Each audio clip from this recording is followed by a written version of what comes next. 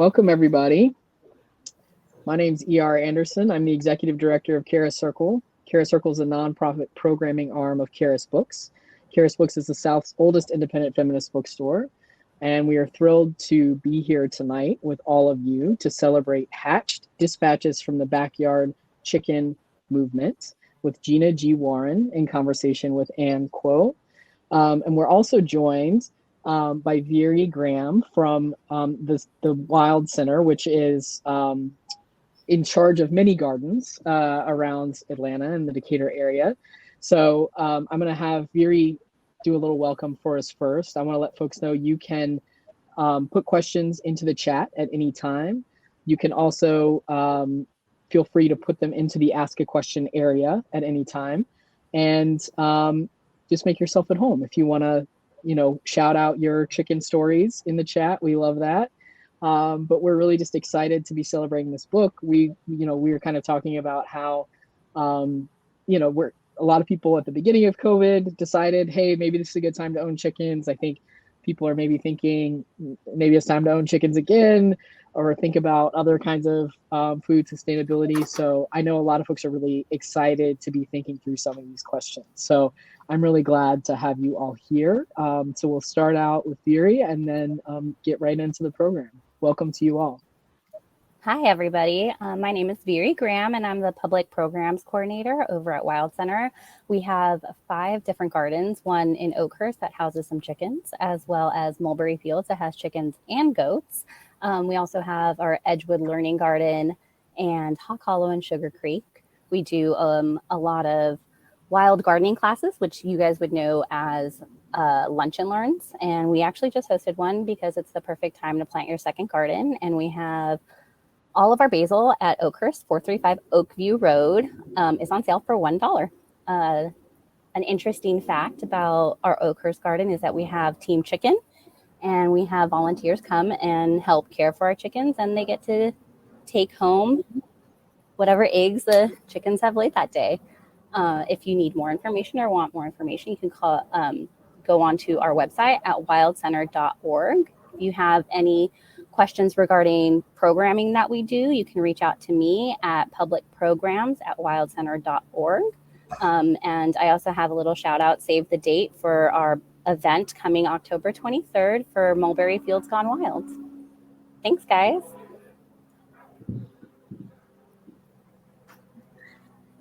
Thank you so much. Thank you so much to Veery and ER and Charis Circle and the Wylde Center. I know I'm really happy to be here. And also Anne, thank you so much for being here as well. I'm really excited to talk to you tonight. Well, thanks for having me, and congratulations on your new book. Thank you so much. I really appreciate that.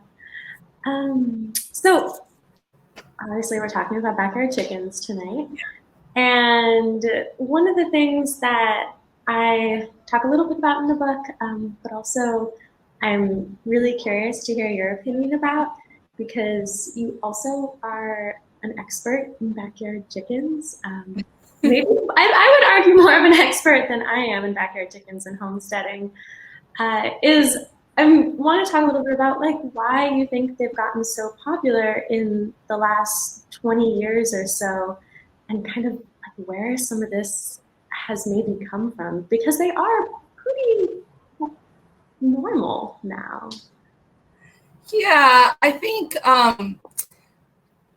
put it bluntly, it was, I feel personally, I don't have actually evidence to back it up right now, but it was popularized by folks who had a little bit more income, the yuppier crowd with, and then it became kind of more popular and novel to raise chickens in your backyard, starting with 2 or 3, and they'd end up in magazines like Martha Stewart, and they had the coops that matched the houses. And then that's when it became more popular, because before that, there is this kind of stigma against growing your own food and your chickens. It's a poor thing to do. If you are of culture or somebody with some sort of standard or standing, you wouldn't grow those things. It's only the people who are, a little more down and out that would do that. And then I feel like that trend having been more popularized by media and pretty pictures made it more okay for people to start thinking, hey, we can do this. And then kind of circle back around, to when we had the victory gardens in the 50s and World War II, where it became more popular and more accepted. At least that's my theory. I don't know if you think the same. Yeah, absolutely. I think that that's a huge element of it, where like chickens got trendy. They were in some ways popularized a lot by celebrities and people with a lot of privilege, because you need, for starters, you need land. Yes. And also, I think what you're mentioning, where like they used to be seen as indicative of like working class or like poor areas or things like that, it has a long history too. In like 1909, there was a push in Chicago in particular, because this is around when spaces were becoming more industrialized, to separate animals out of cities, where it used to be somewhat normal to have them incorporated in certain ways. And so there was a lot of propaganda going out where that was like, lambasting neighborhoods for having chickens and kind of leveraging it in a way when really it was aimed at gentrification or targeting immigrants and things like that. And I'm not sure that, I think chickens are pretty trendy now, but I'm not sure if there's a whole lot of awareness on like the history around backyard animals and maybe like how it's shifted a little bit. Yeah, I think I agree, because right now, especially I guess in the time of COVID, people are more talking about, and some people have new interest in these type of topics where they didn't have before, and they're learning it. So they're coming in without, thinking or having to, or had the experience of thinking about some of this history. So yeah, I mean, it's definitely, I think, an issue with, like you said, the history of gentrification. I get a lot of questions. People ask me all the time about whether their city's allowed. I'm like, look it up, look up the rules, but then also, the city ordinances, but also a lot of cities, even though there are older laws that allow chickens, there's a lot of people who live in more modern type neighborhoods where there are homeowner associations. And a lot of the HOAs do not allow chicken keeping. So even if somebody wanted to try to embrace a little bit more of a sustainable lifestyle and have chickens, whether as pets, as food, or both, they're not allowed to by the HOA, even though the city may have ordinances, or the county, or whatever, the parish, to allow them. So I think there's that too, because generally the HOAs are set up to control the neighborhood for a certain look, right? And so they don't want chickens because it doesn't look nice. Yeah, it's still that idea of like, if you have like this, aesthetically pleasing space for like the modern individual, there's not going to be animals there, because that's clearly like too rural or too do-it-yourself or whatever it might be. Yeah, for sure. Yeah. And I think there's there's a lot of smaller chicken coop companies that have popped up, and they are appealing to the folks who want the nicer looking, less rural look. Mm-hmm. And so they sell these customizable coops that look like your house, fully decorated, fully decked out, and I think that can be, while it's great if you can afford that and that's the aesthetic you're looking for and have the space to do that, but I think that can also be intimidating for a lot of people who don't have the funds and who want to do chicken keeping and kind of embrace this kind of lifestyle too. So, but that I don't think, a long time ago when people were keeping chickens, they certainly didn't have custom chicken coops, companies painted to match their homes and decor. So it's an interesting shift, definitely. Yeah, I wanna talk more about this, because I am like really interested in the whole custom coop thing. Just as someone who has really only had chicken coops made out of like reclaimed material or not custom beautiful coops, more functional. But I also feel like, and I probably should have started with this, of just introducing maybe like you and your background a little bit more. That I should have started there, and I apologize. That's right. We just got into it, and that's okay. Yeah, and maybe talking a little bit about your book as well, too. Okay. Anne Kuo. I am the author of this book, which I happen to have in my office. It was published in June of 2019. It's a guide on how to raise chickens. And it's just kind of a how-to book based on my own experience and what I've learned. And so that's why I mentioned, people ask me questions all the time because I'm on Instagram at Real Hens of OC. And so people know me from the book, and I get a lot of queries about chickens and chicken keeping in an urban space, especially. Yeah, and for good reason, because you literally wrote the beginner's guide to raising chickens, how to raise a happy backyard flock. That's, oh, I'm so glad they put it in the chat. Yeah. Do you want to maybe talk about too a little bit of how you got involved with chickens or how they came into your home? Yeah, sure. I grew up in an immigrant family. We're always pinching pennies. So we'll probably get into that about the whole sustainability thing too. But my dad always told us stories about him keeping chickens growing up in the country and illegally when he was in the army in Taiwan. And but we were never allowed. And when I went to college, my dad had some chickens and I was really surprised. I'm like, how are you keeping chickens and the HOA's not after you, And then just fast forward, he was like, oh, you should have chickens, and I realized my dad really loved them. And 2014 is, I'm actually, in the scheme of things, a relatively newer chicken owner since I only started in 2014. But I dove deep research, I have more than I'm technically should per my city. So I'm not going to tell you where I'm at. But and I also started because, at that time I was very sick. I didn't know what I was sick with, and I just couldn't go out. I had bad hives all over my body for a year. It turns out it's probably celiac disease, but part of it was that I just wanted something to take care of and control more of where my food came from. I was always been in a family where we were taught to eat as naturally as possible. And my dad had a hobby of growing, and I watched him doing that. And in college, I grew stuff. So it just was a natural progression. We had a garden, and why not start with chickens? And it just, I started thinking I wanted to control the food and where it came from and knowing where it came from, because again, I didn't know how I was reacting to other foods that were out there. But then I started falling in love with their personality and loved them for more than their eggs and just beyond. So they provide eggs and food, and have provided a small source of income, but they're also wonderful pets for me. So it's kind of a hybrid as to why I keep chickens now. Yeah, that's something that I hear a lot from people is they'll get chickens for one reason, and then it starts to grow and develop into all the other reasons.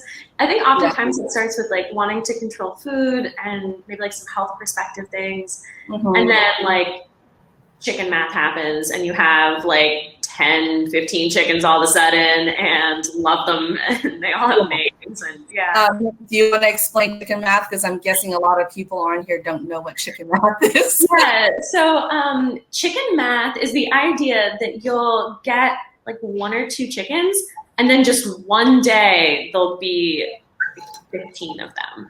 It's almost like you can tell yourself that no, this is my limit, this is it. I've compared it to eating Oreos. You look up and you're oh, there's quite a few of them.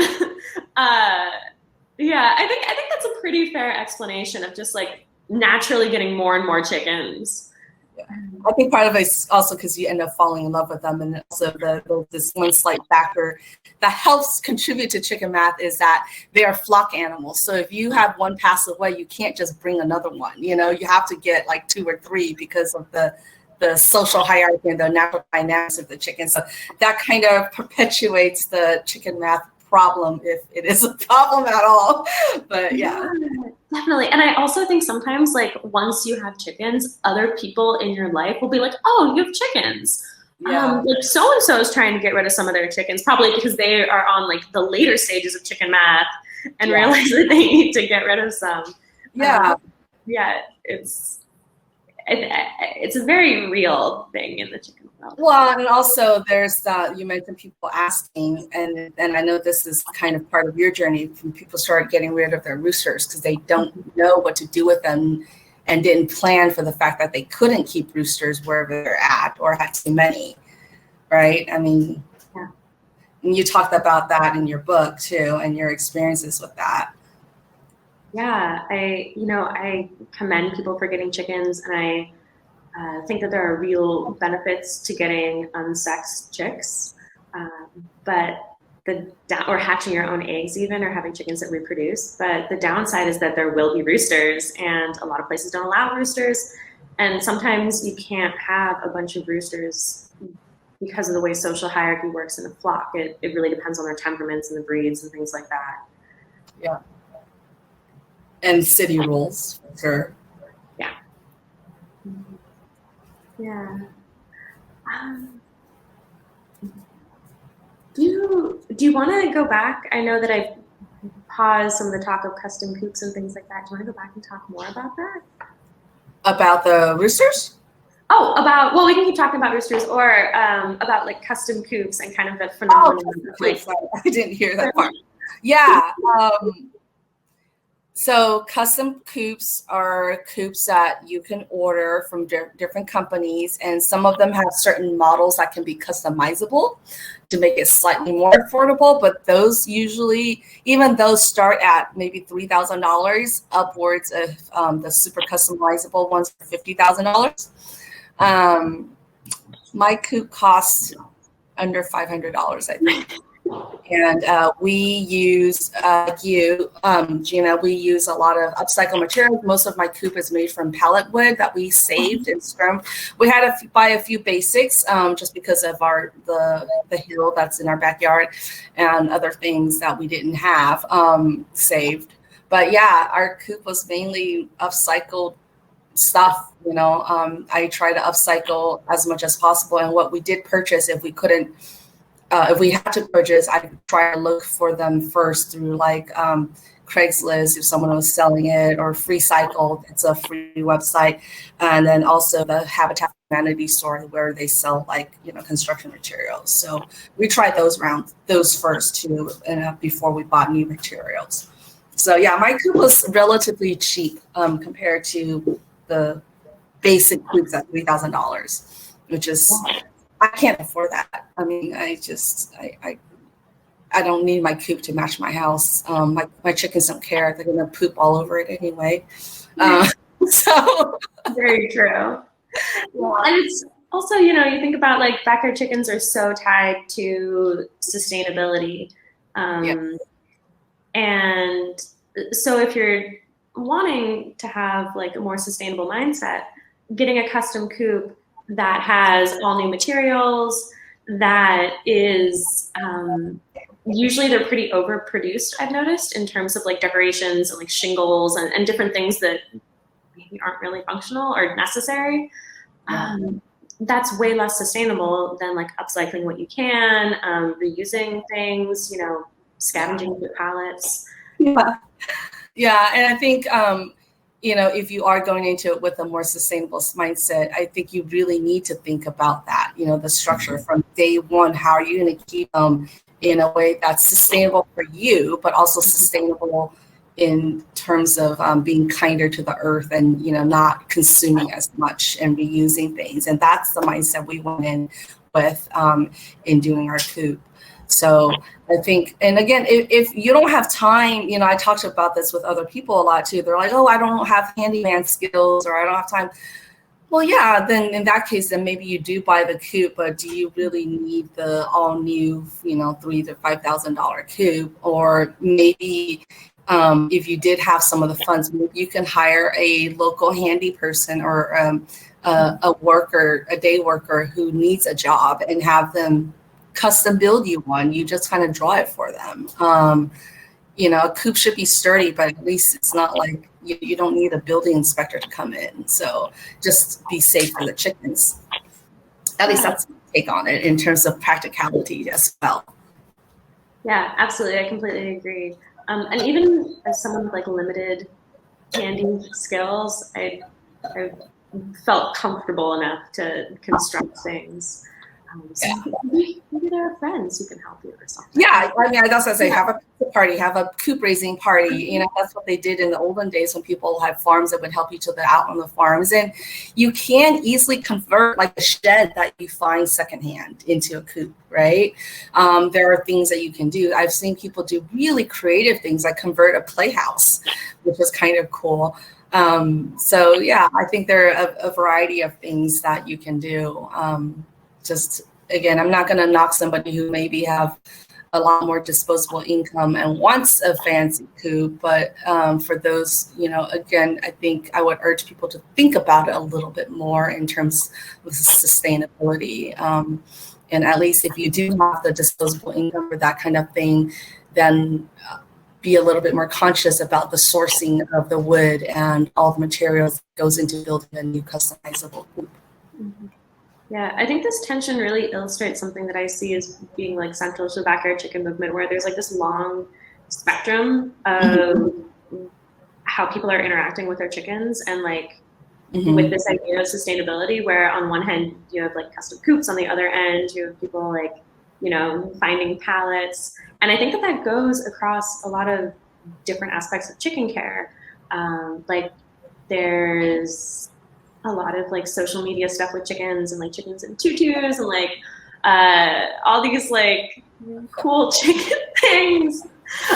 Full disclosure, I did make chicken tutus once when I was stuck in my house in a rainstorm with my chickens inside. My chicken costumes. Yeah. What?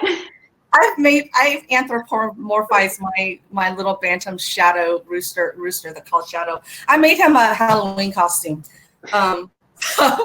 I've actually made a few chickens Halloween costumes, but they've only worn for like the pictures, and then that's it. You know, they're not in tutus all the time. And by the way, for anyone in colder areas, your chickens don't need a sweater. There was like some popular meme, your chickens don't need a sweater. So I've noticed that chicken sweaters they had a moment. Do you want to talk a little more about why chicken sweaters are not needed or necessarily like a good thing?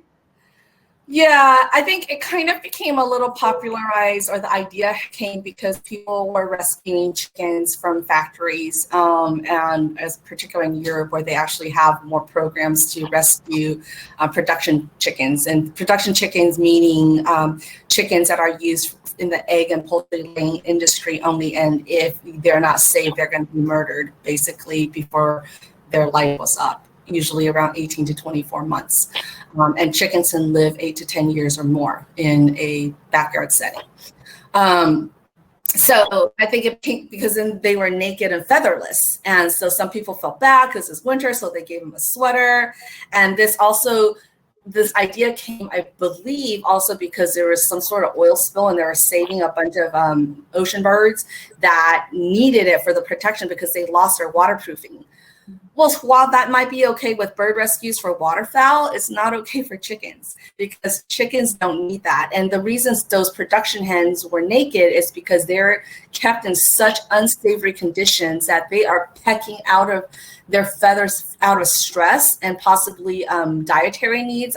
Some chickens, if they need protein, they'll pluck out other chickens' feathers and eat them. And sometimes it's just like a tick, like a nervous anxiety behavior, and also bullying. Because imagine if you were stuck in a 10 by 10 room with 10 other people. I mean, that's how production chickens are. So people kind of anthropomorphize this a little bit and put sweaters on them in cold environments, but they really don't. I mean, maybe if you're rescuing them in December when you're living in like snowy areas, maybe protect them a little bit with more windproofing and maybe a little heat mat in there, but they really don't need sweaters. Their feathers will grow back and take care of it. And under normal circumstances, you definitely should not put a sweater on a chicken. Yeah, erring on the side of artificial warmth, I think, is way safer for chickens. Yeah, exactly. Their feathers are very, very warm, and they know how to keep themselves warm. Mm-hmm. Yeah, and they'll also like join together and cuddle. And I think too that that's a really good point about how like sometimes I think when people like I've noticed that people who adopt chickens from factory situations or who've gone on rescues or things like that have like a new awareness about what these systems are actually like. Because because sometimes people will kind of assume like, oh, they just lay eggs. This is just what happens. But like you were mentioning, factory farms are really unnatural in terms of the environment, with like the stress, with the containment, with interrupting natural behaviors. And like another reason that they sometimes end up featherless is they'll do forced molting to encourage them to lay more. Absolutely. So it's a really unnatural thing. And I think for people who don't know chickens like lizards do molt, and other birds, they shed their feathers to grow new ones. So, and during that time they don't lay. So what Gina was talking about is when they force them to molt, they artificially force them to regrow feathers so that they can lay eggs again in a quick manner rather than through a long period of time. So like, and it varies from chicken to chickens. I have some chickens that will blow up. I mean, literally look like they were in a giant pillow fight explosion and be naked for a month and then grow their feathers back. And then I'll have some that'll slowly drop feathers and stretch it out for 4 months before they grow back their feathers. So I think that's why, again, they do the forced molting. And then also probably in your research, I bet you learned about the lighting situation, the artificial lighting. That's pretty terrible. Yeah. So chickens' ability to lay is intimately connected with light, which is why eggs are somewhat seasonal. They will not often lay as many eggs in the winter, or some will stop laying. I've had chickens stop laying, and that's normal. Did you want to add something there? Yeah, it's because they need at least, I believe, 14 hours of sunlight and light stimulation to lay when they're not molting. So that's why in winter, when we have shorter days, they're not going to lay as much. Here in Southern California, we do get a little bit more sun in the winter, so sometimes they still have some laying, but it's significantly lower and much slower. So in factory farm situations, they leave the light on 24/7, basically, to force them to lay, so they never get to rest.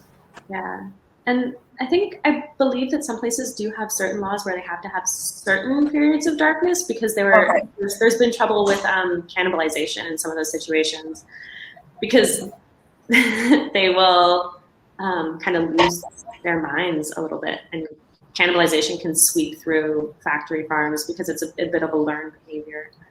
So there will be periods of light, but broken up, unnatural, not really enough. Right. A little better than before, but still unnatural. I mean, I guess. Yeah, that's true. It's a little bit better. Yeah, it's better than 24 hours, but it's not much better because it's still wholly unnatural. They never get to take a break. It's like we were never allowed to sleep, right? And we as women were forced to have an infant and a baby every 11 months or 10 months.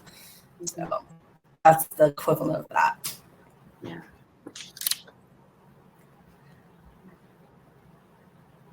Yeah. Do you have anything else you want to say about factory farms?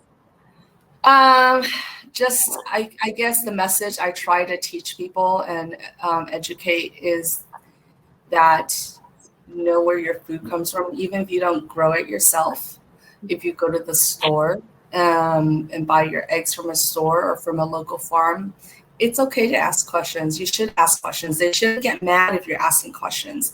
There are farmers who sell at farmers markets that do also keep their chickens in more factory-like commercial settings. So it doesn't mean that just because they sell at a farmers market doesn't mean that their chickens are treated very well. It might be better than the larger factories, but if you're really thinking that they're in a cage-free environment, which I'm sure, Gina, you have things to say about the cage-free labeling and all that too, ask questions is all I have to say, and read the labels on your egg cartons. And a carton of eggs shouldn't be $3 a dozen. It depends on what area. Some areas are a lot cheaper and some areas are more, but $3 a dozen is the horrible life of a chicken for 2 years of their life.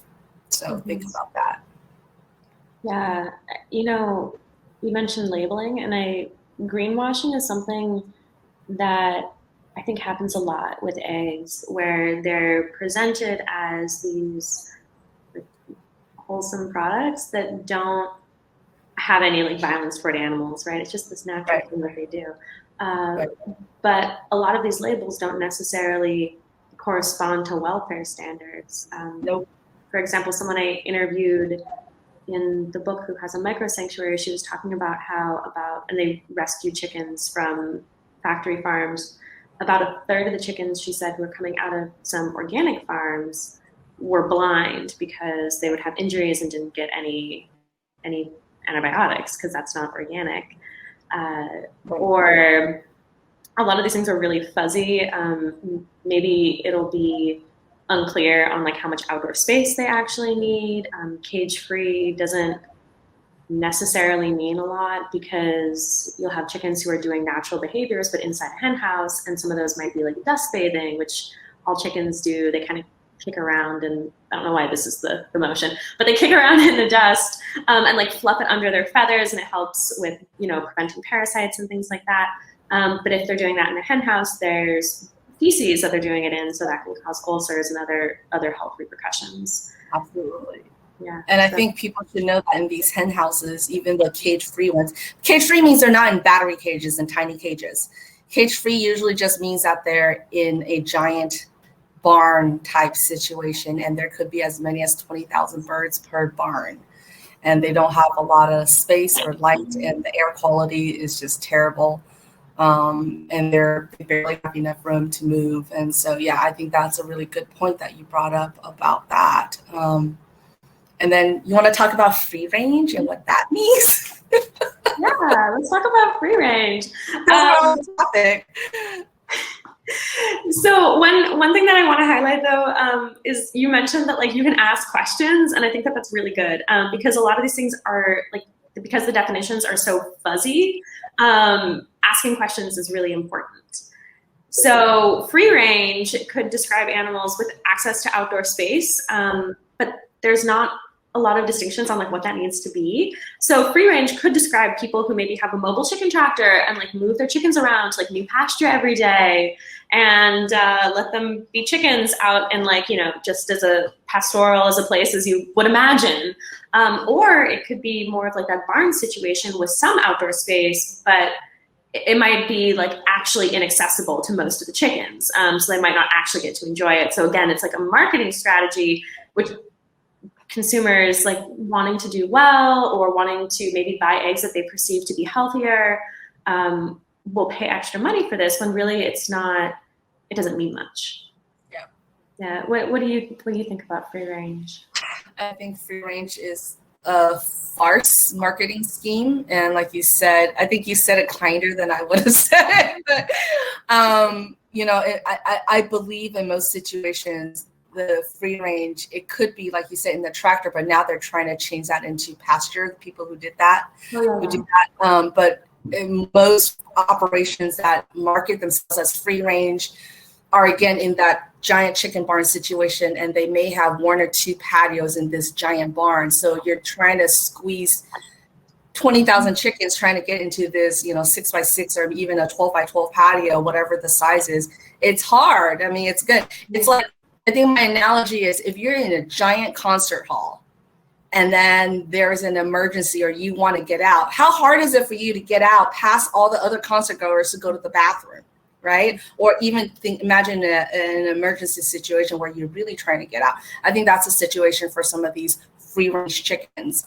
So that's my problem with part of the labeling too. And that also has to do with lobbying and politics, which I won't go into the laws about that and the politicking, but generally understand your labels, do your research. And I think we're going to get the question of then what eggs we should buy. And I tell people, again, ask the questions. And if you can, buy the pasture raised, humane, welfare certified labels. Mm-hmm. That's probably the safest. Yeah, I think I've had people ask me that same question too of like, what do I do? I love eggs. And I think that that's a really good response and like a really good way to go about it. But I also think that like a lot of people don't have the privilege of buying nicer eggs or nicer. Exactly. So I think at a certain point there's like if there is like financial flexibility and disposable income, then I would encourage people, if you really care about this, to like get eggs that you can know with some degree of certainty are coming from chickens who aren't in these terrible situations. But if there isn't that degree of financial flexibility, get whatever eggs you want to get, because there's like a line of individual culpability, and I think ultimately it's a lot of the companies, it's the ways these things have been set up. You mentioned like the policies, because I always see those as being most to blame, most problematic. No, absolutely, and the whole pasture-raised eggs are not available everywhere. So again, if we really want to get into it, there's food access, food desert areas where you just get the plain eggs, and which is probably marked way higher than they should be in other neighborhoods, but you don't even get the choice of having either a cage-free, free-range, or pasture-raised eggs. So, just be informed. I think that's the best thing that we can do. Be informed and make the choices that fits our lifestyle and our certain situations and privileges to the best of our ability, right? And if you happen to be a person who raises chickens as extra eggs, you can, share them with other people.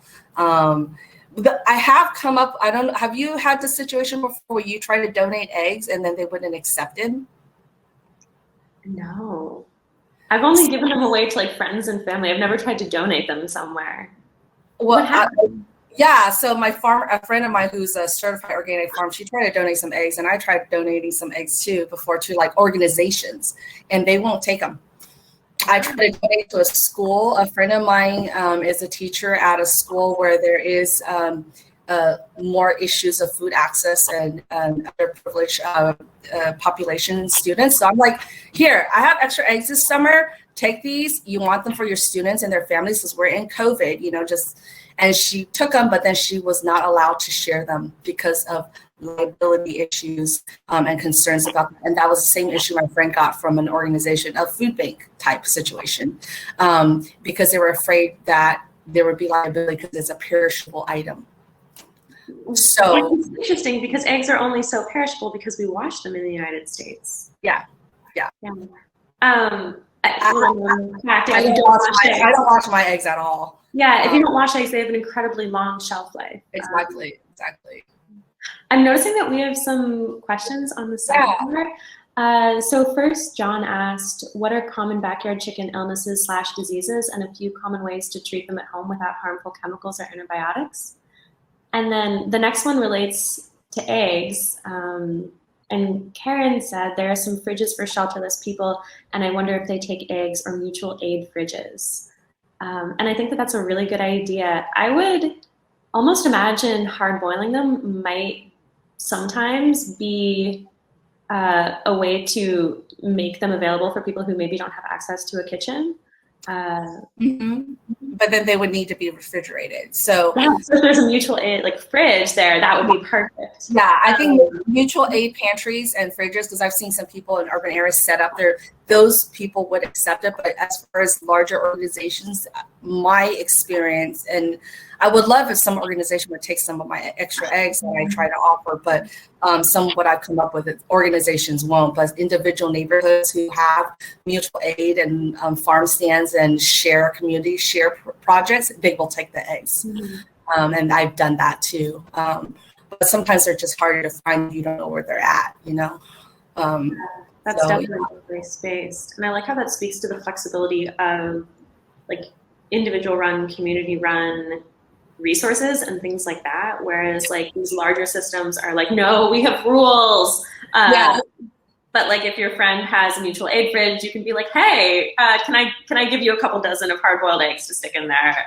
Let me know if they, go fast. Yes, exactly. Like, I mean, it would be great to have like an outing where you bring a bunch of hard-boiled eggs and, distribute them to houseless folks, that would be great, especially if there is a method of doing that safely with, food safety and Did we loop back to John's question? Yeah. And I think he's probably, yeah. Oh, no, I was saying, what do you do to manage your chickens naturally? So I do a lot of preventatives. I really believe in preventatives. And I think sometimes there's a limit to what you can do, and like there can be some serious diseases that you maybe won't catch until it results in death. Like certain things can be really sudden. But a lot of the things of like respiratory diseases that can happen, it's easier to prevent them. So like keeping your chickens really clean, keeping the coop really clean, making sure it's well ventilated, because there's ammonia in their feces and they're susceptible to that. Also giving them some kind of dewormer is really helpful because they can develop internal parasites. So you can put apple cider vinegar in their water, you can put cayenne in their water, because chickens don't taste spicy things, so they won't mind.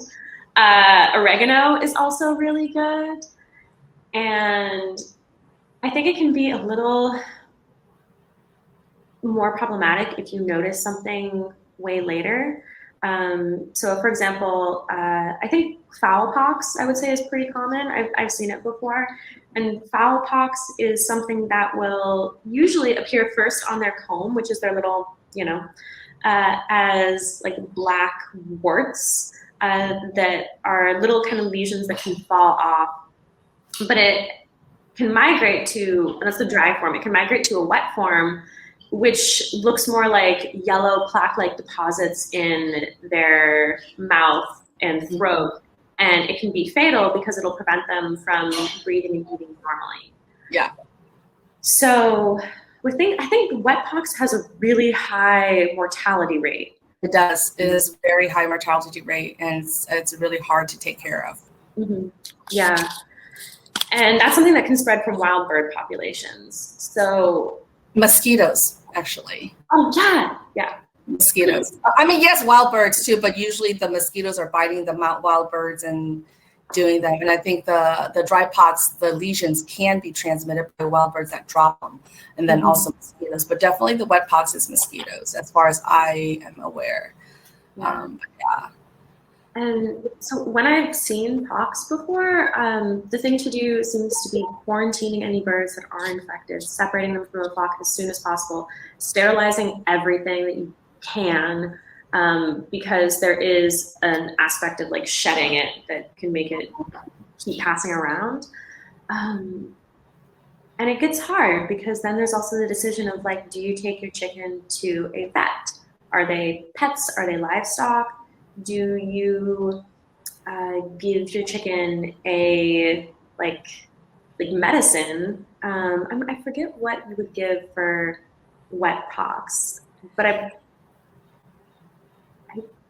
correct me if I'm wrong. I believe you can purchase like something for their water.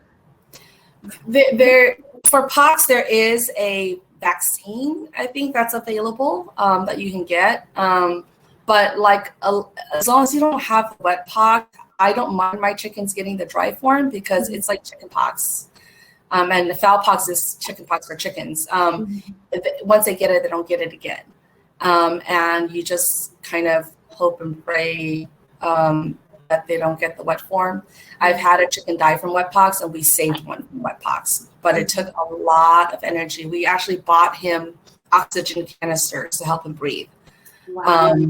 And because this happened during COVID, and you mentioned vets. This is why I went super nerdy and like dove really into the chicken thing, even though technically, if you look at the span of me keeping them, hasn't been that long.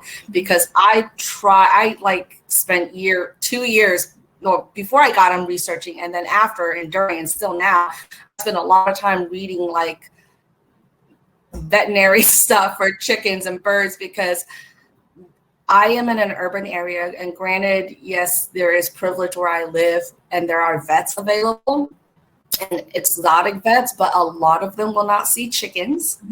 And the one closest to me is 40 minutes away, a good one. And there's another one, but that I'm aware of. They're 45, but I don't think they're that good. But still, it's really hard. And then the appointments are booked 2 weeks in advance. And like you said, chickens, they can just drop really quickly from a disease because they are prey animals.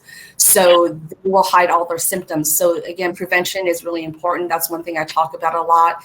And a lot of the things, Gina, that you mentioned, I do too. The cayenne pepper, oregano. I keep my fridge, part of my fridge and my entire guest bathroom is for chicken stuff. So I have garlic, for the chickens. That's a natural preventative. It's got immune boosting properties. It has antibiotic properties. During the rainy season, as much rain as we get in Southern California, I do give them extra garlic, and there's pepper, and once in a while I'll give them different herbs. So that's one, to the question John was asking, some preventative herbs and stuff that you can do to boost their immunity, especially in seasons where there might be more cold. So like right now it's mosquito season. Then you might consider, or I would consider, giving them more herbs, like a little or a few drops of oregano oil in their feed, 1 or 2 because it burns, garlic, a little bit of cayenne pepper. And also I don't, you mentioned deworming. I don't deworm my chickens. Partly because I choose, and again, there are certain areas that might require it but I'm in a drier area where there's less concerns with parasites. There always going to be some, and you'll eventually get it if you haven't gotten it yet. But I try to do natural preventions. I give them curry powder without salt and curry, and I've actually seen evidence in my own flock. I mean, I'm not a scientist, so I didn't actually do a scientific experiment, but I did a little pseudo social experiment with a couple of friends of mine who also had the same issue after it rained, and they saw little sesame dots in their chicken's poop. The sesame dots are tapeworm segments. And so I started giving them curry like 2 or 3 times a week. And then after 2 weeks, there was no more sesames in the poop. So that's how I treat that. And then recently we got ducks in August as an experiment. We don't have ducks anymore. But ducks are messy. Have you ever had ducks before, Gina? Mm-hmm.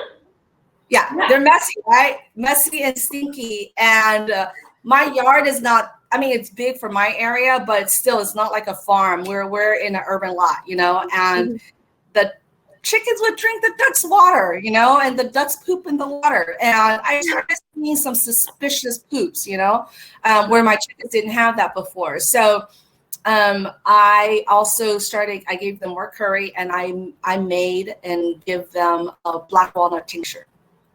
Black walnut has natural anti-parasitic properties. So I'm not going to tell y'all, those of you who are joining, if you want to know, just Google it. I don't know the dosage because there's really, again, because chickens have been seen as livestock so much, there's not a lot of literature about how to treat them in various ways. And I think a lot of them are people's own experiences or old wives' tale or whatever. So make your own choices about it. Do your own research. What I do may not be appropriate for what you do, but I'm just saying this is what I did. And I just put a little bit of black walnut tincture in there to help them boost up their guts and get rid of the parasites more naturally. But again, if I were in a swampy area, I might really resort to actual dewormers, chemical dewormers, because then their lives would be more at risk. And I think we all have to weigh that in what we choose to do. So, yeah, I've never used a chemical dewormer. I normally go apple cider vinegar. Curry sounds amazing. I've never heard of that. And I think too, like what you're saying of you have to kind of figure out how you're going to interact with your chickens and what sort of care you're going to provide. I have seen scaly leg mite a few times. One of them was in my own flock. One of them was someone else's. Mm-hmm. And so with this other person's flock, we used, I believe, ivermectin a little bit topically. And scaly leg mite is a parasite that goes under the scales of their leg and makes it look almost like coral. And it can cause lameness in advanced stages. So, and it's something that progresses, it can progress slowly, but it can also progress quickly, and it can be quite debilitating for chickens. Mm-hmm. So that was more of a kind of medical route, I suppose. And then when some of my own chickens first started showing symptoms of scaly leg mite, I was using oil and things like that, cayenne, on their legs, and that really knocked it out. Yeah, for sure. One way I do that I have, because I garden and grow a lot of my own food too, and I have neem oil on hand. And so, neem oil is great for insects and stuff. So what I do is I have my little garden sprayer. not chemical, right? Where I put neem oil, a little bit of Dr. Bronner's as an insecticidal soap. Sometimes I put a few drops of rosemary oil because those all have natural insect repelling and insect killing properties. So I put it on the fine mist. If I'm deep cleaning my coop, I spray everywhere and put the neem. So that helps me control a little bit of the scaly leg mites, which again, the longer you keep chickens, the more you're going to likely come across issues. And I think that's just probabilities. You just have to be ready for it. Helps me deal with potential like ectoparasites like lice and mites. So, and also a tip for, I don't know if you do this, when I cut herbs from the garden, I throw them in the coop because a lot of them have natural repelling properties like oregano, and they'll eat it too. So, and then tobacco. Tobacco leaves is great and as an insect repellent. Wow. You know, so I've heard of people buying things like herb mixes for their nest boxes to throw in there. Yeah. But I really like the, you know, I had these cuttings and I tossed them in. I like that. Yeah. I've never bought the herbs before. Somebody's gifted them to me. I'm like, I'll just grow them, you know? And if you've ever grown rosemary or oregano or thyme, they grow everywhere and you're always going to need to prune it. So instead of throwing away or right away to my compost, I also use a deep litter system. So those of you listening and thinking about keeping chicken sustainability, I encourage you to look into deep litter method as a method of managing their poop and their waste. So instead of throwing my cuttings away in the compost or whatever, I just throw in the coop like the rosemary. I cut a few into the nest boxes around my coop. My roosters sleep in an insulated coop, so my neighbors don't get mad at me when they crow at 4 o'clock in the morning. So considerate. It keeps it fresh. Well, I don't want anyone to rat on me either. And I love my roosters. So yeah. So I hope we answered that. I think we did. Are there any other common illnesses or things like that you want to touch on or you think are important for people who are getting into chickens? Yeah, I mean, you already mentioned it about keeping the coop clean. One of the most common diseases is what they call brooder pneumonia and also aspergillosis, which is caused by fungus. So as long as you keep your coop and brooder is the habitat that you keep your baby chicks in and raise them. You need to keep them clean so that fungus and mold doesn't grow, because we all know about black mold in our homes that can cause illnesses.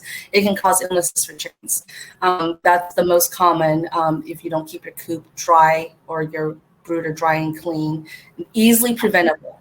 And then the other one that comes across a lot is coccidiosis, which is a parasite that lives in the soil. And a lot of baby chicks can get that. One way that I do as a preventative is that when I hatch, I don't worry when my mama hens hatch, but when I'm actually hatching them and raising them inside, I'll take a handful of dirt from my yard and inoculate their litter with it just a little bit, so they slowly build up immunity to the coccidiosis. And again, if you don't clean the poop and they eat their poop, they'll get that, and it can be potentially devastating. They'll get what's called pasty butt or eventually dehydrate and die. But coccidiosis or cocci is one that I do treat when I do have them, and I rarely get them, but because of COVID, I had so many requests to hatch chickens last year. So I hatched like 200 that season, and I had a lot in a brooder. So I couldn't clean it like 2 times a day. I didn't have time. So some of them did get cocci. So I did treat them with the medication that you use for that. And I'm okay with it because that medication is a thiamine or a vitamin B blocker, and the parasite needs vitamin B to survive. So you don't do it long term because the chickens need vitamin B for their muscle development and function. But I feel okay about treating that because it's not a harsh chemical. It's more of a vitamin blocker to disrupt the parasite from developing and reproducing. So yeah, keep your coop clean and inoculate them with a little bit of soil to start, so they have the natural antibodies. Yeah, I think the idea of putting a handful of dirt in there it's really good. Yeah. I also think sometimes that just in terms of like preventative, being aware if you're moving from coop to coop in the same shoes, like if you're visiting your friends and maybe they had an outbreak of something or a problem with something, just like Lysol in your shoes. Mm-hmm. And I picked that up from a tour de coop, which is like a neighborhood bike tour of chicken coops in Silicon Valley, where there was like little bottles of disinfectant at all the coops, and we were supposed to spray our shoes or put on shoe protectors before walking around. Yes, that's very important. Biosecurity. I don't let people with chickens cut into my yard without coming over first with street shoes and after a full shower. And then if I'm not sure as much, I'll still spray their shoes with like a bleach solution, rubbing alcohol solution, or a veterinary grade disinfectant. And that's really, really important. I talk about that a lot in my book too. And when people ask me to do consults, I do that too. And that's why my fees are high, because I have chickens and I don't want to bring anything that may potentially happen in my yard into their yard and vice versa. So I do a full shower before I go to someone's house, spray my shoes after I get out of my car. Before I get in my car, I spray. When I come home, I strip in the shower, and then I shower and change before I go see my chickens. Because, I love them so much. They're my pets. They're part of my family now. So I don't want them to have any diseases. And I think we've had a little practice, all of us, with a little bit of biosecurity with COVID. So it shouldn't be that hard to think about with your chickens, too, because those diseases are so transmissible, and your chickens are prey animals, and they will hide those diseases really well. And some diseases, once you get them, it's very hard to get rid of. There are a few diseases that will kill your entire flock and even cause your county or state to go into a quarantine lockdown. Southern California experienced that for 2 years right before COVID. Yeah. So yes, I think that was a really good point too. Yeah, I also just we're on a virtual platform. We're all familiar with some biosecurity at this point. Yeah. Right. We should be. Some people may not be, but I think generally we should be aware of what biosecurity means, unfortunately. So, but yeah. And yeah, if we feel like we didn't fully answer that, I feel like we can, both speak on this more. Yeah, just feel free to ask some more questions if it pops up. Yeah, and if anyone does have specific, thank you. If anyone does have specific questions, I think we're both very open to receiving them. So yeah. For sure. How many chickens do you have now? Are you still keeping them right now? Ooh, I have very few chickens right now because I am moving soon. And when I travel, I keep chickens in my car with me, and we do that. So I have 2 chickens right now, and one of them doesn't lay anymore because she's old. But like you mentioned, they're flock animals, so come along for the ride. Because when I was doing the Great Chicken Purge, of just the Great Recent Chicken Purge, a lot of chickens were going to friends, people I'd met, family, things like that. And no one really wants a chicken who doesn't lay. So she's with me. Yeah. I have very few chickens, and it's a little bit startling because this is the first time I've had so few chickens in maybe a few years, a while. So it's very different. Yeah. I think once you get used to them, mine are so. This is what got me really, and for those of you who don't have chickens yet, they are lovable. They have individual personalities. Some of them they're like people in a way. Some aren't huggers. Some just want to say hi and are curious. Some have big old FOMO problems, and I have some that will peck me until I pick them up for cuddles. Yeah. So that's what really got me. I was so surprised, because again, I didn't know anything about chickens really other than my dad's stories, but dad's stories are dad's stories, right? And and I only knew them loosely as a food source, eggs and chickens. But yeah, I did not realize and was not expecting to fall in love with them and for them to have such amazing personalities. So it's that's where the chicken math really gets you, because then that's when you fall in love. You just kind of start accumulating. And then when they hit what I call henopause, the ones that don't lay anymore, you just keep them forever because, you know, they did their hard work for you. So you kind of keep them as companions.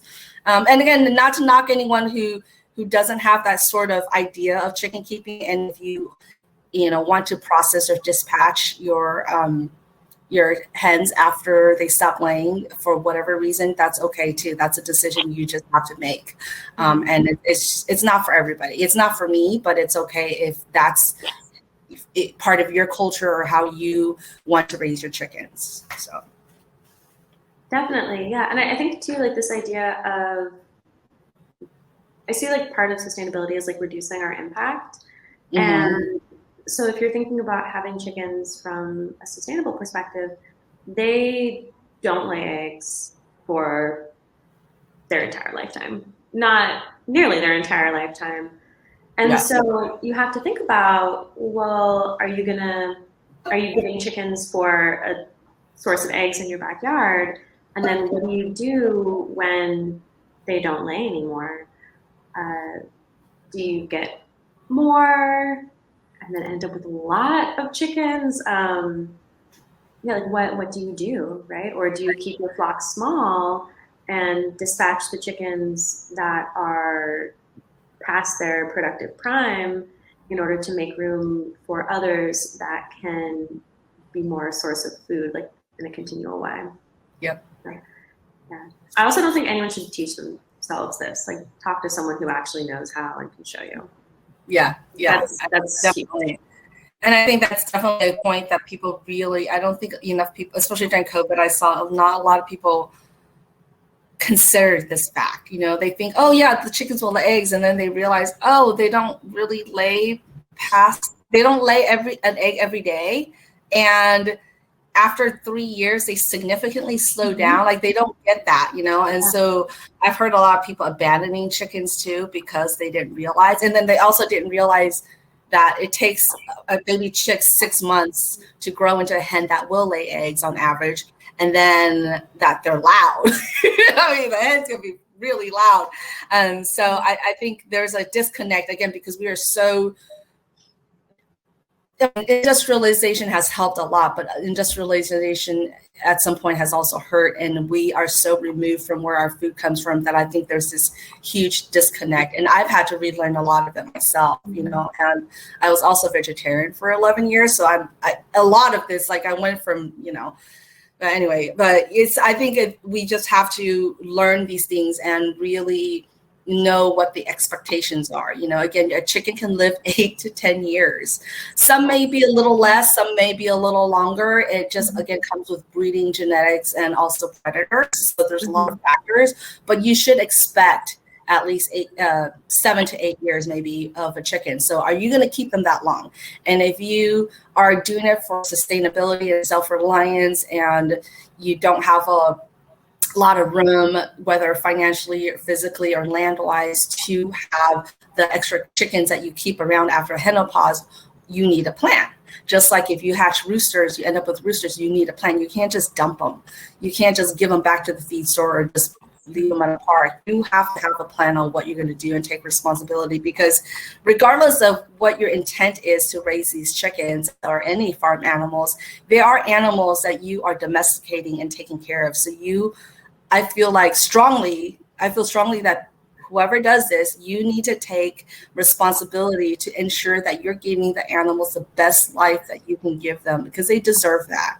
Even if they're meant to be food in the end, they still deserve respect until the very end. And even afterwards, I mean, like if you're dispatching a chicken for food, don't just throw their bones away, reuse their bones for broth, and the blood that you get from can be watered into the garden. It doesn't go down the drain, because their life means something and it should go back into the sustainability loop and cycle, not just wasted.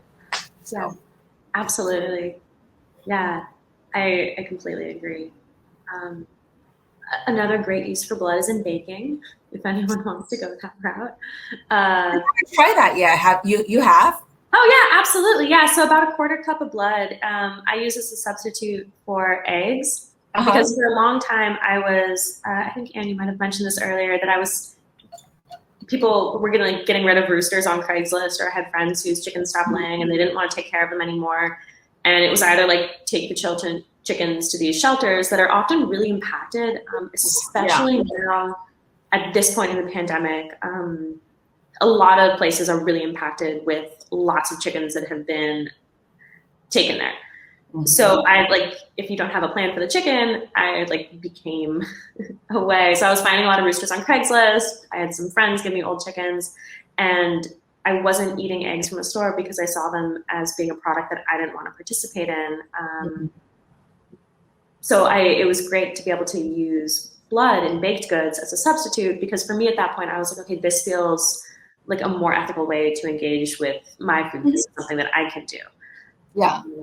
Yeah, so it's also really good in like chocolate chip cookies. And it changes the color of baked goods, but the taste isn't significant. One of my friends once, for science, who had been a vegetarian for a very long time, tried one, and she said she couldn't tell, which I appreciated her willingness to test that experiment. Yeah, and I think in thinking about the trajectory of a chicken's life and of engaging responsibility with these animals and how you're going to move forward with them in your yard, it's interesting because people have expectations around other animals of oh yeah, we're gonna do this, this, and this, have access to vets, have access to all these things, and there's that expectation, and maybe it's because chickens are seen as livestock, and they are in some ways productive animals. They are productive animals that are used for food, and also maybe there's still a little bit of that zeitgeist of you get the chicks at Easter, and then who knows what happens. But it is interesting. This is an animal where people will either not really consider them in the long term, or some people I talked to for the book were bringing their chickens to work with them and planning trips with their chickens, and that was their dog type of thing. Yeah. And I do think with COVID, there was that kind of huge surge of COVID chickens. And like you mentioned, they don't lay eggs for 6 months. When I saw some of that, I was if you're getting chicks now, and this was the beginning of the pandemic, so obviously a lot of time has elapsed. But I was optimistically thinking, if you're getting chicks now, maybe it won't be so bad in 6 months. Obviously that wasn't the case. But I think that is an important thing to consider. You have a relatively small window of eggs from a chicken. Yeah, definitely. I mean, and depending on what breeds or mixes or hybrids that you get, right? Some of them lay, those ultra rare breeds, the Chimanis, they lay 1 egg a week, and then, but they're highly priced because of their coloring. And then you have eggs chickens like Australorps that maybe lay 6 to 7 eggs a week, maybe 5 to 7. But then again, we talked about molting. It slows down in the winter to none at all. You may not get eggs from them for 2 months or 3 months, depending on where you live. And then, as you get older, it slowly decreases, We have a few 7-year-olds. They poop out 2 or 3 eggs a year now, which is fine. They're still technically laying, but it's not significant enough. So have a plan, And we decided my husband and I decided a long time ago that, the girls worked hard in our yard and we're just going to keep them no matter what. And if we can't bring in more younger hens for the eggs, then we're just going to keep the old ones. So, but yeah. There's a point of attrition that you have to think about. So, yeah. So why do you think, what do you think contributed to the COVID chicken phenomenon? Panic. I think the stress and the panic of, going out and then realizing that food security is an issue. We have disruptions in shipping, disruptions in production, with, workers being out in all fields, right? And then people not going to work because of fear of the pandemic and controlling the spread and the shutdowns that I felt were necessary nonetheless. But it was disruptive, right? And so people either panicked or they took it as, some people just like went out and panicked and didn't have a plan and bought chickens and were lining up at feed stores for like 2 blocks. And some people were already, and I've had messages from people like, oh, we bought your book, when it came out, and we haven't had chickens yet, but we just thought, hey, it's COVID, we have time now to build a coop that we didn't build before, and we really wanted to do it right, so we're just going to do it now because we have time at home. So I think there was kind of 2 camps up about that, and also people who were already keeping chickens. I guess the 3rd camp was like, let's up our production. And just same with the gardeners, the people who already garden and were like, oh, well, we already know how to grow, let's grow more. So it was a little bit of, I think, a combination of that attributed to the COVID chickens. And then, of course, people are at home, they're spending more time on social media, and there's a lot of things about people homesteading, gardening, and then the whole chicken thing pops up. And so I feel like those are the main reasons. Mm-hmm. Yeah, I think panic was a part of it. And I think, this fear of food insecurity, which is fascinating because in some ways, I don't know if chickens are I don't know if they're a great way to achieve food security in some senses, because there are so many variables and they take a lot of like inputs and work. Sure do. Yeah. And I think you mentioned social media, like, absolutely. And sometimes I think it's almost a little bit scary seeing how much of an influence social media has on public perceptions of like sustainability, of homesteading, of backyard chickens. Because oftentimes social media representations are super unrealistic. Well, they're unrealistic, period, because it's social media.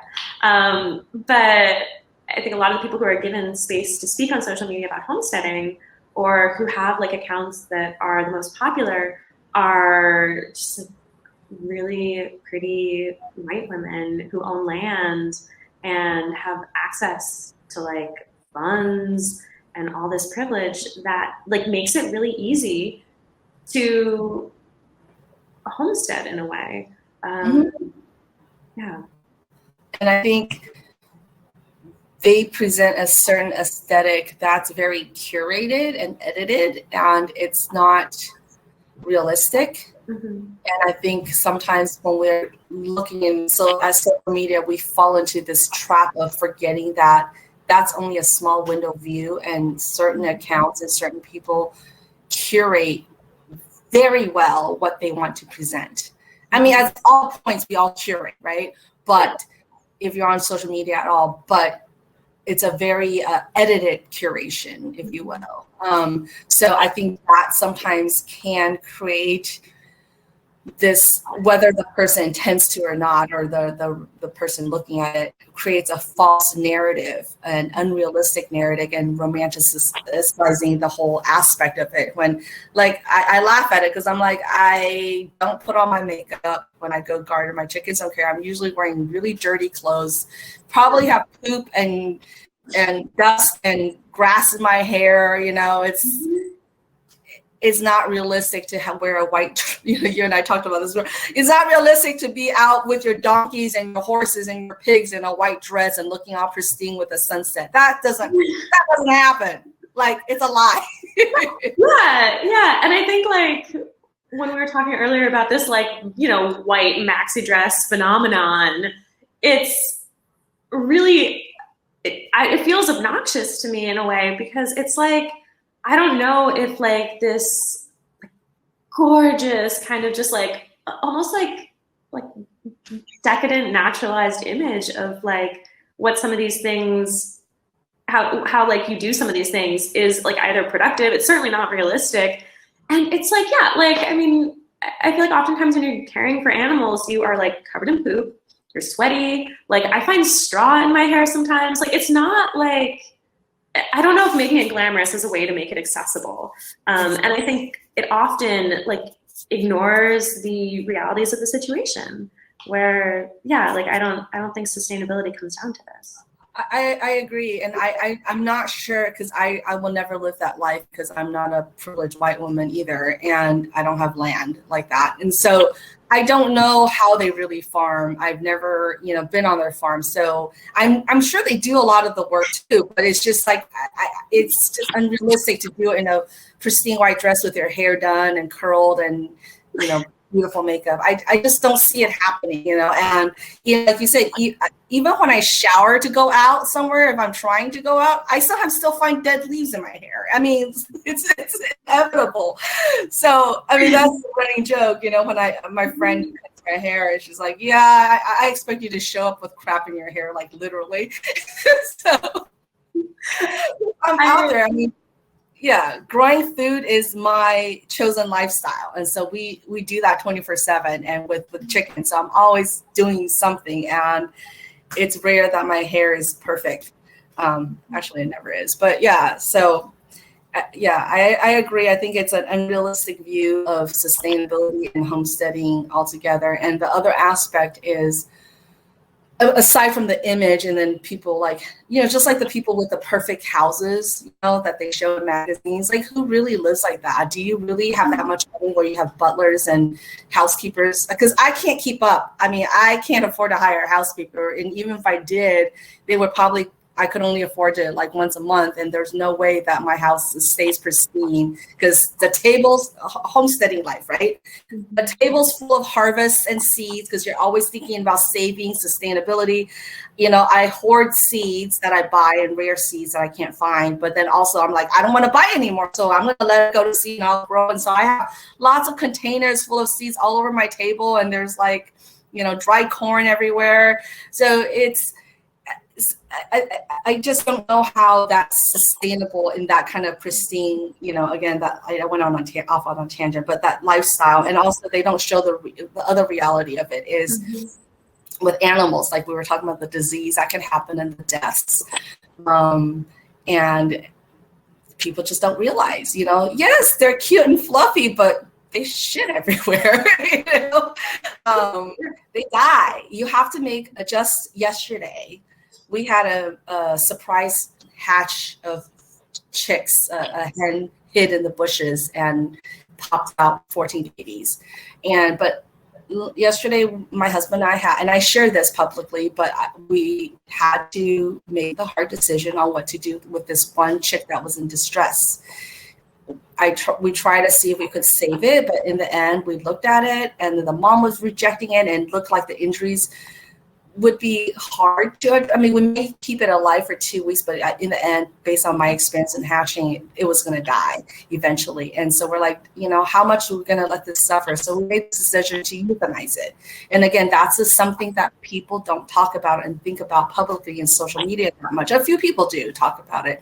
And I try to sometimes, but I don't try to be a Debbie Downer all the time either. But that's the realistic part of it. You have to think about those and make those decisions on whether you're going to euthanize an animal to end their suffering, and be ready to do it. You can't hand it off to somebody.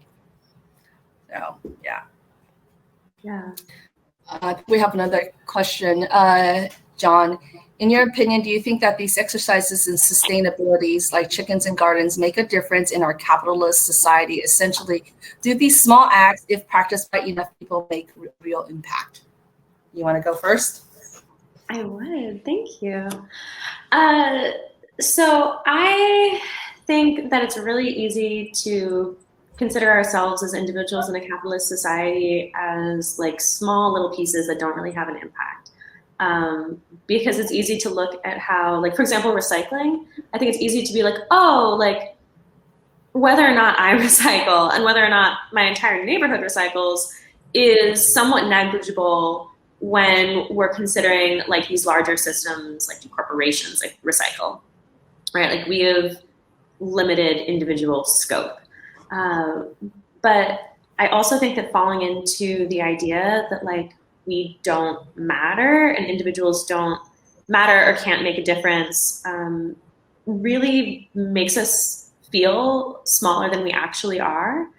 And I think that some of the ramifications of not like letting ourselves off the hook, but of diminishing what we can do in our individual lives are really serious and can be more devastating.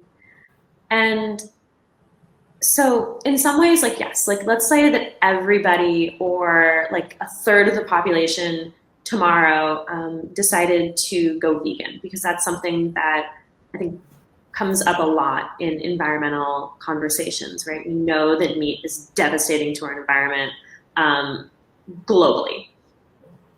So if a third of the people went vegan, in the United States alone went vegan, there would be an impact. There's not going to be a large-scale sudden shift like that. I don't think things happen overnight.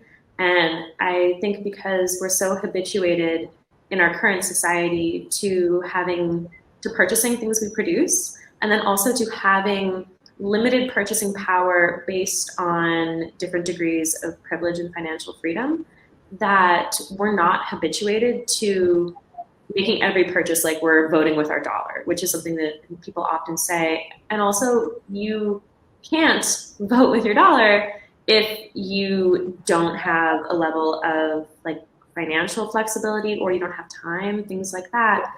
And in our capitalist society, a lot of people are paycheck to paycheck. A lot of people don't have the choice of buying like organic carrots or getting chickens, because sometimes they are more expensive than eggs. Like, I've dumpster dived to feed them and fed my chickens on really cheap before, but that was because I had time, flexibility, and also privilege to dumpster dive as a white lady.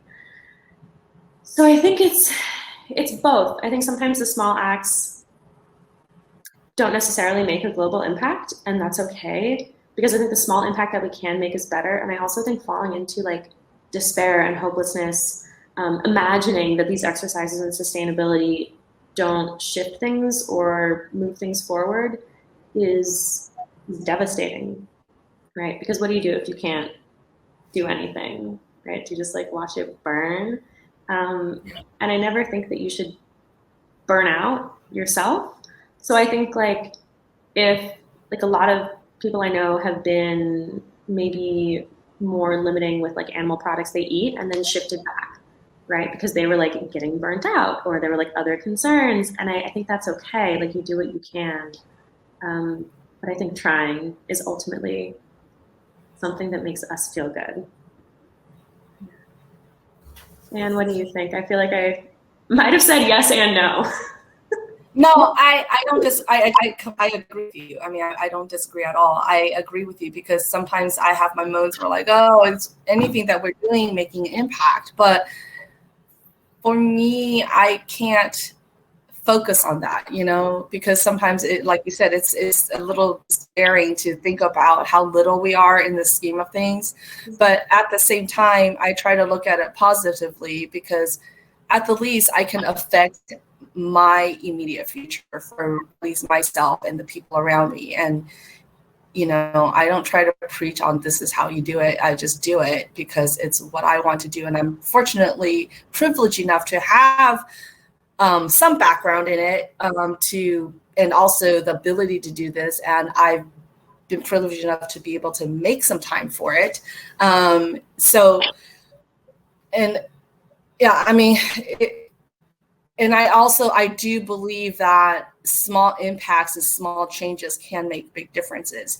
Even if we're not looking at like the larger capitalist society or the whole climate change thing as a whole, but you just individually within your communities, you know, people say a lot of things about social media, and I see that too, but also social media, I feel like has done a lot of great things, because what I've seen during COVID is a lot of communities coming together in organizing mutual aids and building community gardens for food access, and teaching people how to do these things, and try to impact in a more positive way in a situation where it could have been even more devastating for a lot of people. So I feel like it's not for naught, you know. I mean, we are making some impact. And if you look at yourself individually, just the amount of trash that you can reduce in your own household, even though it seems minuscule in the bigger scheme of things, it adds up. You know, if you save a penny every day of your life, it seems insignificant, but it's a penny. And you can get tons of jars of pennies after several years, So I feel like there is some minuscule impact and some positive ways that you can change things. Like in my own yard alone, when we moved in, this house before was like foreclosed, and the grass and everything was, I'm looking out the window of my front yard, it was dead, weeds, and no pollinators. We changed it to a front yard food garden and with medicinals and edibles. And I have so many wild birds and bees alone, and neighbors are walking by. We specifically got a sign saying that we are registered as a wildlife habitat and also monarch way station. And I did that on purpose because I live in a conservative neighborhood where people value their lawns. And somebody asked me the other day what my neighbors thought about my lawn. I'm like, I don't know. Some people think it's great when they walk by, and I do. And the reason we put those signs up is so that some of these neighbors who have the lawns can say like, oh, what are you guys doing here? What is this? Oh, that's interesting. Oh my God, you have bees, and we don't have bees and butterflies. We don't have monarchs around our house. So I think it encourages conversation and allowing people to think about it. And that said, still, impact, maybe not in the whole neighborhood, because we haven't won any neighborhood yard of the month awards because they probably don't like it. But I feel like we have, at least at a very small local level, tried and changed some people's minds. I had a neighbor walk by when I was gardening out front one day, and he's like, what is that? I'm like, that's chamomile. Oh, I didn't know that's what it looked like. I used to sell tea for a living. I'm like, so he was so removed from the process. He had no idea that chamomile looked like that the way they grew. He only sold them in bags. So in a packaged product. So I feel like at least, even though now he's in his 70s, he at least had a little micro awakening to this is what your food that you sold and worked looked like. So I think those small changes can make impact, and maybe he will teach his grandchildren or somebody and just kind of have this slow wave. But if you look at it from a very fatalistic, we're so tiny, we're a little ant, we can't do anything. Well, ants can do amazing things, and I think so can we. Yeah. I would vote for your front garden. Thank you.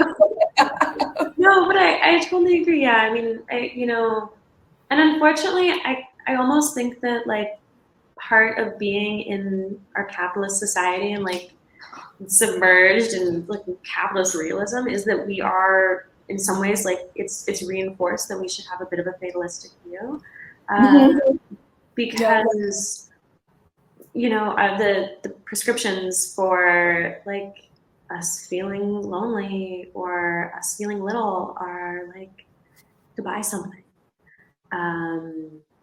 To try some new trend. Maybe if you're not feeling sustainable enough, get a product swap. And like that's never gonna do it for people. Like if you're feeling lonely, buying new pants or watching reality TV is never gonna fix it. And so when you think more about like, okay, so maybe there's like I think when you start questioning one piece, you can start questioning more. So like starting to question like, what can I produce? What can I do? How can I interact with my space? And there are ramifications, and I think people see it, right? Like the man with the tea. Yeah, I mean, yeah, I hope he sees it from a wholly different light, and we have neighbors stopping by asking where herbs we're growing and whatnot, and I'll give some to them, and they're like, oh, So I think there is something to it.